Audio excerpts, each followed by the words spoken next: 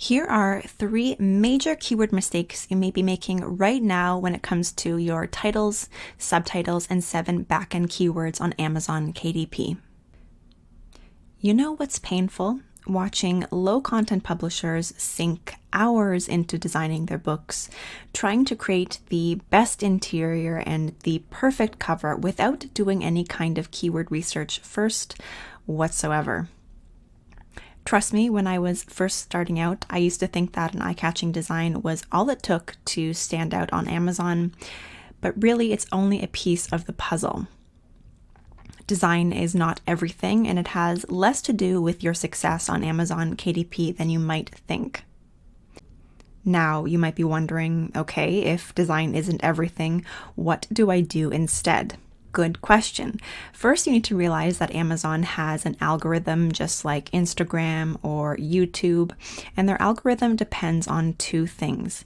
Number 1, the relevance, or how well your listing matches keywords in a search, and number 2, performance, how well views on your listing convert into sales. So what you want to do is optimize your low content books for both. When it's all optimized, that's when you begin to rank high in the algorithm and start to get those sales even without relying on paid ads. So here are 3 major keyword mistakes you might be making right now. Number 1, stop guessing. It's true that there's a certain amount of common sense that you can use with keywords because there are certain descriptive words that customers would use to find your products. But there are free tools that you can use to do your keyword research on Amazon, so there's really no excuse not to use them. In this video, I share 2 must-have tools for doing all of your keyword research for free on Amazon, and I started creating my first books without them, and I now see that as a huge mistake because I wasn't actually optimizing my products to compete on Amazon based on the real search terms shoppers are plugging into the platform. Rather than doing the research themselves, some low-content publishers also just copy the words and phrases other publishers have included in their products.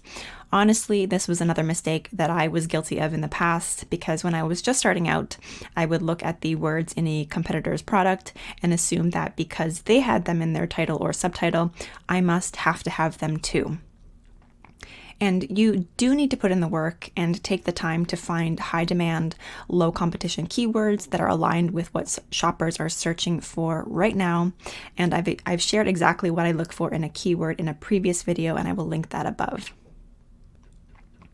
And if you are differentiating yourself from what's already out there, chances are you're going to need your own unique keywords anyway, and copying just won't cut it.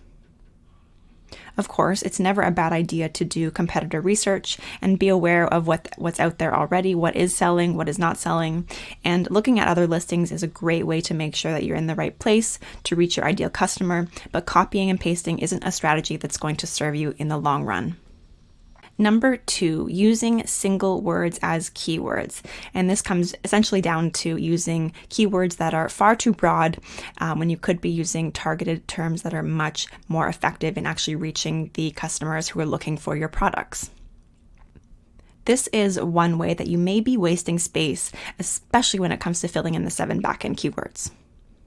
So keywords are the words and phrases that shoppers plug into the search bar on Amazon, and in your mind, if you were to picture some sort of a notebook, just hold that vision in your mind. What does the cover look like? What kind of pages are inside? If you wanted to find that exact notebook on Amazon, what descriptive words would you have to type into the search bar in order to find it?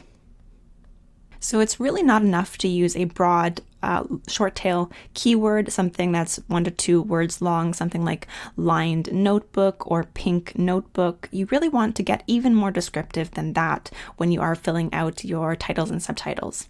So something that's much more valuable is something like a long tail keyword made up of 3 to 5 words, lined notebook with drawing space, or pink cheetah pattern notebook. And as you can see, both of these keywords provide much more context, and they actually start to paint a picture of what the product looks like inside and out. Consider that someone who is searching for pink cheetah pattern notebook is already much further along in the purchasing process than someone who is searching for notebook. Which shopper on Amazon is more likely to have their credit card out and ready to buy exactly what they were searching for?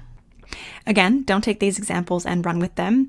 You need to plug them into Amazon with your search tools and make sure that these keywords are actually in demand and that these are words and phrases that are likely to be plugged in to Amazon by your ideal customer or someone who is purchasing with your ideal customer in mind. Number 3, stop wasting space in the backend. There are 2 ways that you might be doing this. Firstly, you might only be using single words and wasting a lot of space when you could be much more descriptive, because Amazon does look at all the words in a slot and combine them in as many different ways as it possibly can to make different keywords. Secondly, you might be wasting space in your titles, subtitles, and 7 backend slots by repeating or stuffing keywords.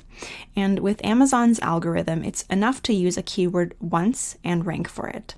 So if you put a keyword into your title or subtitle, you do not need to repeat it in the backend keywords. This is another way you may be wasting space where you could be ranking in search for similar terms. Also, in the 7 backend keyword slots, you should exclude things like plurals and punctuation, so commas and semicolons, or misspellings or stop words like a or and. They are unnecessary and they do not help with your searchability. And this is also a waste of space because you are using up valuable characters that could be replaced with a richer variety of keywords to make it easier for customers to find your products. Often I see beginner low-content publishers get so excited to start on Amazon KDP that they go from getting an idea to designing the product straight away without taking the time to do the absolutely essential keyword research in between. This is why a lot of people end up having to push friends and family members to buy their products in order to make 1 or 2 sales versus actually tapping into the keywords that align with what the market already wants and making effortless organic sales instead.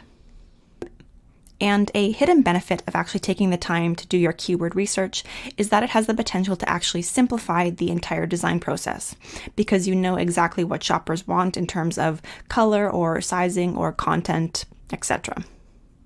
If you have questions on keywords, I really recommend the guides and resources that Amazon itself has shared because they provide a lot of answers for what not to do and what to do instead as a best practice. So I really encourage you to empower yourself with those guides and resources first. Otherwise, if you have questions, drop them below and I will do my very best to help you out.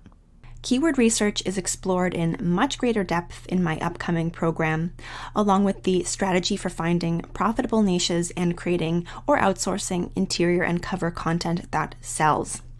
This may be of interest if you want to learn my method for making passive income with low content publishing in 4 simple steps.